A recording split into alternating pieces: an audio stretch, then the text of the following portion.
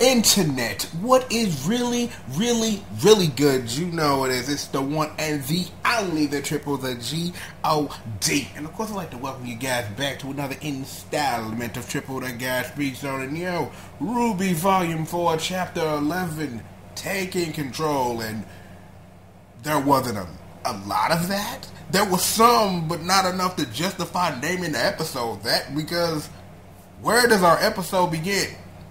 Meanwhile, at the bad guy's house, Cinder is like fucked up in the head, and Salem isn't helping. Well, nor did she ever, because at this point, I kind of feel for Cinder. It's like everything she's been through, and it's not good enough for mommy.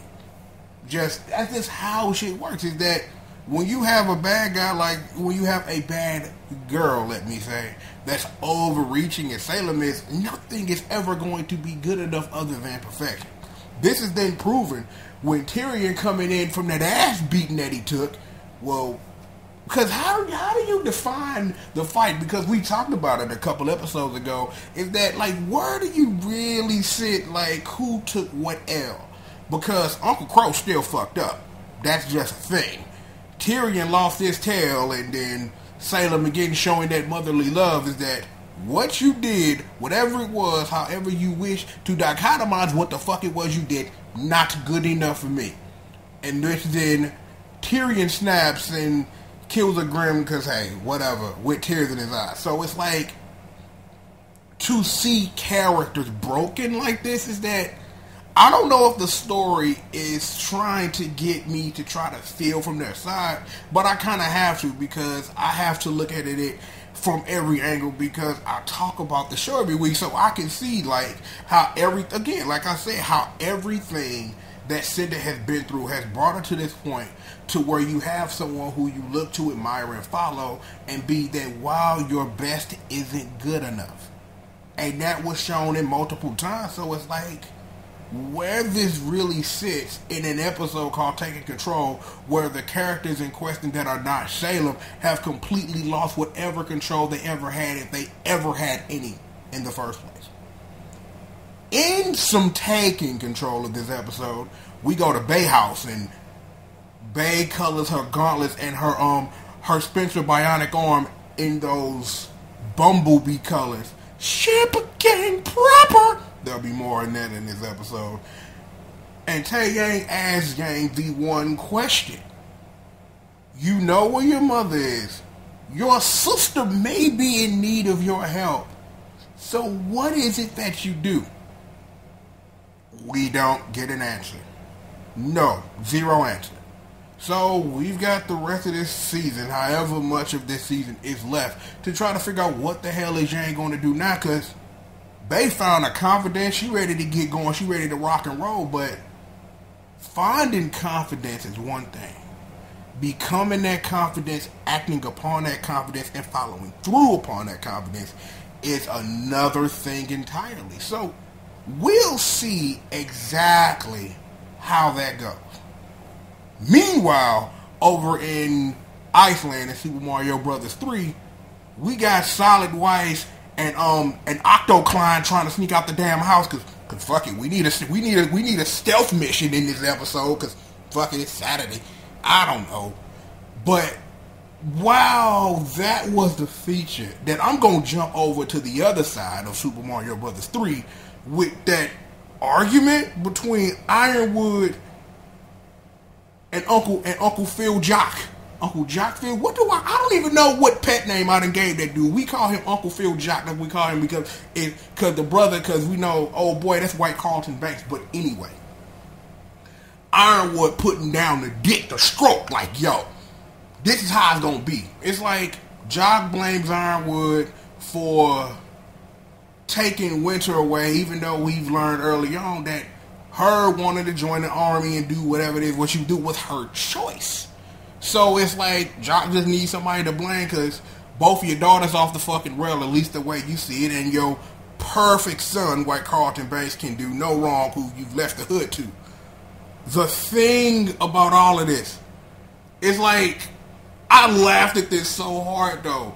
like when Klein's eye was red as fuck. It's like you hear if you've ever like seen a person like talk normal, like talk what you think is normal. It's not to the what nigga was hood type shit. I laugh so hard because it's like, what is the fuck up with that? Don't know, do not know.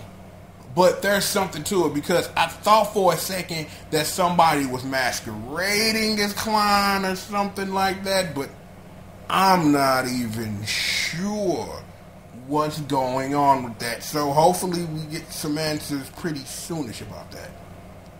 Meanwhile, on the island of misfit animals, Sun actually makes a fucking point for once. I wouldn't believe it if I didn't watch it. Sun actually opened his mouth and said something competent to Blake, who then mentioned ship game proper. See, I told you we was going back to that. But even though I am poking fun at the actual point that Sun made, because Blake spent that whole scene blaming herself for everything that happened to Yang, for everything that just happened to Sun, and it's like, Sun just looked at her and like, yo, you don't get to choose what we do for you. We do what we do because we love and we care about you. So as much as you want to push us away, it's never going to be enough. And I looked at that and like, that was real heartwarming to really see that character really step out of his normal way of being and like make a legitimate point and actually convince her like, yo, it's like, it's time to go to work. They like, you want to take down the White Fang? Nah, we ain't gonna do that. Nah, we finna take over that bitch. Cause ain't no party like a Nick Cannon party, cause the Nick Cannon party don't stop. See, that's throwback shit. Y'all know about that old Nickelodeon. Anyway, over to wherever the hell Uncle Crow still fucked up at. What the fuck up with Ren? That's all I got, cause it's like Noah and Ren just running, and then they run into John and Ruby, and it's like they looking at each other like, how was this over there? Why y'all over here now? And then Ren just breaks that whatever sanity was left in that poor boy is gone now. Whatever boop was there, it no longer boops anymore. That boy just had some kind of psychotic break. And that's more of that completely losing control. Is that so? To review our whole episode about an episode of Taking Control, Salem is in control. Tyrion and Cinder have no control. Yang is trying to figure out where her control is. Weiss is trying to take control of what's going on, but something has probably taken control of Klein. We're not sure. Ironwood pulling out the big dick stroke and taking control of this situation like, yo, Uncle Phil Jock, hold this motherfucking L if you ain't down. Blake and Sun are taking control of their own destinies by saying that, yo, that shit happened, but it's not what you do when shit happens. It's what you do after shit happens. It's what makes you who you are. And Ren, he's just lost all control. So that's the control thing. What is a thing? The control flow chart. That is the word I'm looking for. You would think as much as I play fighting games, I would know the word flow chart. So there. That, ladies and gentlemen, is RWBY Volume 4, Chapter 11, Taking Control. See, this didn't take long. I mentioned ship because people don't like that type of shit. And I did what I do better than anybody in the business.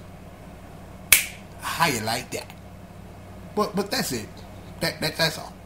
That was an episode of RWBY. And again, I'd like to thank you for joining me for another installment of Triple the Guy Speaks On. And I am, of course, the one and the only, the Triple the G.O.D. And of course, ship game proper.